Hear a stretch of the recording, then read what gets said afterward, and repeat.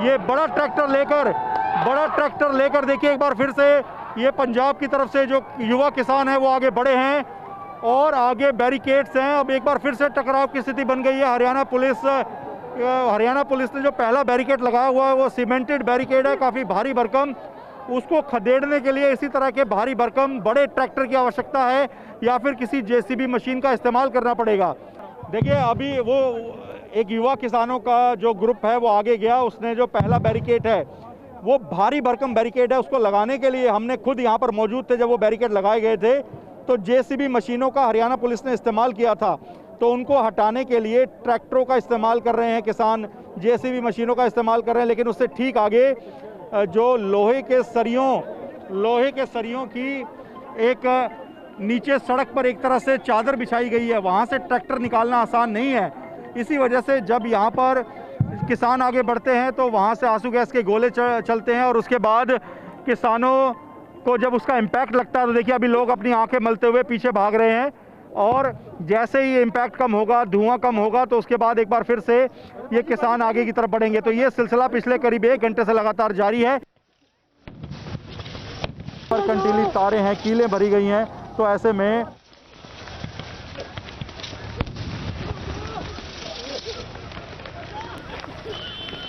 मोहित हमारे सहयोगी बता रहे हैं कि किस तरीके से अलग अलग, अब क्योंकि 500 मीटर की दूरी है यहाँ पर सीधे बॉर्डर की और ये हरियाणा में शामिल होना चाहते हैं, ऐसे में अभी तक फिलहाल जो सिक्योरिटी के इंतजाम किए गए थे उसी पर हम तस्वीरें देख रहे हैं कि हालात अब उग्र हो चुके हैं और लगातार पथराव भी हो रहा है और इस बीच ट्रैक्टर के जरिए ये पूरी सिक्योरिटी लेयर को तोड़ रहे हैं। लेकिन इससे आगे आपको बता दें, बीचों बीच, सड़क के बीचों बीच एक बड़े बड़े कीलों की एक चादर बिछा दी गई है और बड़े बड़े कील सड़क में गाड़ दिए गए हैं ताकि ये ट्रैक्टर के जरिए आगे बढ़ने में कामयाब ना हो सके। लेकिन उससे पहले ये जो बैरिकेडिंग की गई थी बड़े बड़े सीमेंट के ब्लॉक्स और पैनल्स के जरिए, उसे बहुत हद तक ये हटाने में कामयाब नजर आ रहे हैं क्योंकि इन्हीं ट्रैक्टर्स के जरिए एक एक करके इन ब्लॉक्स को ये हटा रहे हैं। मेरे सहयोगी मोहित मल्होत्रा लगातार इस हालात के बीच जो सीधी तस्वीरें हमें दिखा रहे हैं। मोहित, अब संभव हो तो आसपास की भी तस्वीरें दिखाएं क्योंकि हाईवे से हटते हुए ये उस कच्चे रास्ते की तरफ भी डटे हुए हैं काफी देर से।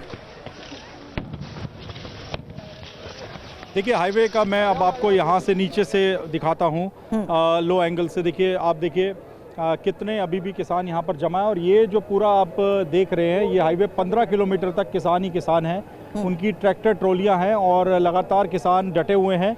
करीब 250 से ज़्यादा आंसू गैस के गोले फायर किए जा चुके हैं अब तक।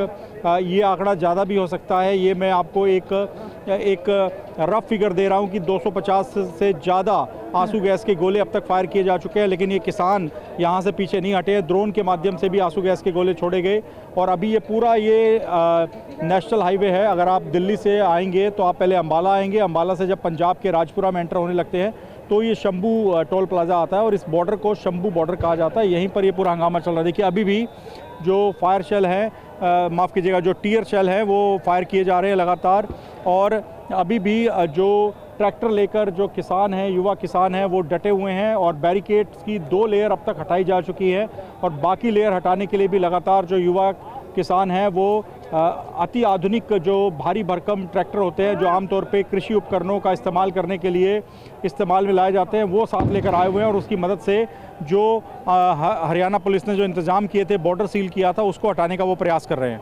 बिल्कुल, और इस बीच वो तस्वीरें भी हमने देखी मोहित जहां एक अलग रूट पर जेसीबी के जरिए भी ये आगे बढ़ने की कोशिश कर रहे थे।